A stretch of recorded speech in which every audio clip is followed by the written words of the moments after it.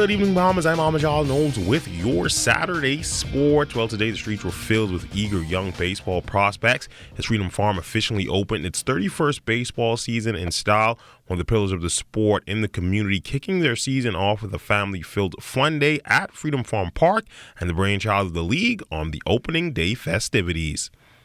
All right, this is our 31st year of baseball. We have about 45 teams out here this morning. We began with a church service that we usually bless the kids before the opening march, which takes place from Holy Cross Church to the field here in Yamacraw Beach Estate. And after that, we just have a good time of playing baseball and hope that some of our kids have the opportunity, like years past, to receive the highest, level of baseball that they can. Now, Freedom Farm is comprised of several divisions that make up the league, and we caught up with a pair of the directors on what they will expect in 2020. My division this year is on the restructured program. Last year we had two divisions, under 14 and under 18. This year we decided to go with under 16 and under 12. Well, based on the registration, we were only able to put together on under 16 division. As for the under 12, due to the lack of registration in terms of numbers of young girls coming in, we have decided to put those girls in the baseball coach pitch and the 9-10 or minor division. So far, the registration has gone very well for the under 16 division. We now have 4 teams equally distributed amongst all the girls who have registered for that division. This is our opening day for Freedom Farm.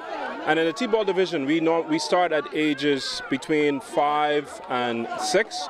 We also, this year, we introduced a pre-T division, a rookie T-ball, and we're allowing 3- and 4-year-olds to play. And the whole point of it is to give kids the fundamentals in baseball. But also, other than the sport of baseball, we're also trying to encourage team building, character development, discipline. And so that's the whole point of the Freedom Farm baseball division. In news from the NBA last night, Buddy Hield and the Sacramento Kings on a road trip, and a daunting task for them as they would try to do something few teams have done this year, and that's take down the Milwaukee Bucks at home. However, the Kings, like many, would be unsuccessful, falling 127 to 106. Buddy Hield had 16 points, going 7 of 16 from the field and 2 of 7 from behind the three-point line, with 5 rebounds and 4 assists in 34 minutes of play. They're just efficient, moving the ball, making the right reads. They utilize their players really well. Big bodies, long. They defend the paint really well. Many times we got to the paint. We had some good looks at it. We just making a lot of shots. We got up in the second half.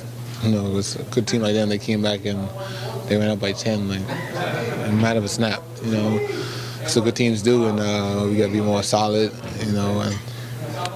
Credit to them. We just gotta watch a team like them and learn from them how they play. But of course, they have Giannis, they have other guys in the team, but no excuse. Here at home, over in night league action, teams playing a bit earlier than usual due to the holiday. The action pitting the Sunol Rockets against the Sports Center Elite with a 3 p.m. tip-off time. In a majority rule showdown, it would be the Rockets who would be continuing their hot early season start, escaping past the Elite 82 to 76. Boy, these guys are battle-tested, so we want to thank God for the win. 8-2 now in the season.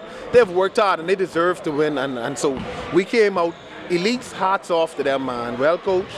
They came out and they gave us a scrappy effort, but we were able to pull it out in the end. You guys still on top of your division, but I know Giants still undefeated. How's it going to go down the rest of the season? Well, we're watching them on their side. We're going to handle things on our side, and once we do the things that we should from our end and take care of business on our side, I'm sure that when the Bulls meet, we'll be able to go up and have a good fight. I'm expecting something spectacular to happen. Yeah, we pulled out. We was back a little bit in the last game. We struggled a bit coming out, but the guys pulled through in the end. This is an early tip for you guys. They're 3 o'clock. Is that different than playing at night time? It's much different, but much different now. Some of the guys, they took time off from work. Some of them, they was home with their family and what's not, but a lot of them made the effort to come out and we pulled through. Holiday hoops also being played over at the D.W. Davis Gymnasium yesterday as a part of the annual Freedom Baptist Majority Rule Day Classic. On the girls' side, it matched up the St. John's Green Giants against the aforementioned Freedom Baptist, and St. John's would take this one in a low-scoring affair, 12-6. We still have some things to work on because I don't know if you know, but there are 13 teams 13 schools in BISS. Only 6 schools saw it fit to put a team from their school to represent. So 6 teams, that means we only get 5 games. Our first official game at St. John's Lady Giants is that we play on Friday of next week, home at Kings Bay. So this is a welcome for us, even though we have some things to work on. I'm glad that we have a few more days to get those Kings out from all of the food that they would have eaten, even though they've been back for a week at school, and we've been doing some stuff. Even over the holiday we were practicing, but nothing like going live. Yeah, the girls, a lot of them are still young and inexperienced, so they're just trying to get their feet wet. What does it mean for them to play against this different kind of competition from the BAIS, the GSSA, and all that kind of stuff? It's important. The girls, they need more games, all right? And in order for us to get our kids better in the Bahamas, they have to play more games. We're not getting enough games, all right? So it's all a matter of getting some more repetition in and developing our kids, especially the girls. And BFA soccer season picking back up tomorrow over at the Roscoe Davies soccer field after the Christmas break. One of the teams getting off to a good start on the under-18 side were the Dynamos, who expect to keep things rolling. My under-18 boys have been doing pretty well. The season has started from October. So far we've played 5 games. We've won 4 of them and lost 1. We expect the season to start again for us next Friday. They play Friday nights. And we will then finish off the first half of the season and go into the second half after Friday. Cohesion, teamwork.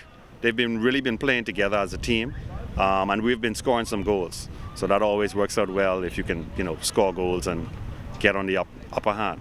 And that's been a look at your sports on this Saturday. I'm Amajal Knowles. A quick check on weather is up next.